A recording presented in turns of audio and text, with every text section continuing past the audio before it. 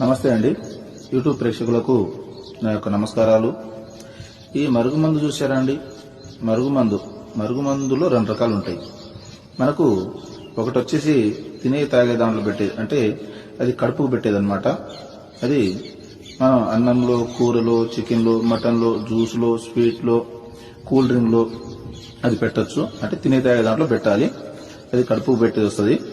ఇక రెండోది మనకు బట్టలకు, చెప్పులకు, తలకు, వంటికి ఏదో ఒక భాగాన పూసే మరుగుమందు వస్తుంది అనమాట.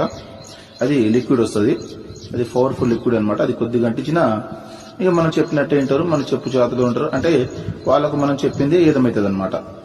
దీంతో పాటు వశీకరణ పూజ కూడా చేస్తానండి. చాలా సంవత్సరాల నుంచి చెడిపోయిన భార్యాభర్తలు గాని, ప్రేమికులు గాని, పిల్లలు గాని, ఎవరైనా గాని చాలా సంవత్సరాల నుంచి చెడిపోయిన వాళ్ళని పీర్ల ద్వారాగా,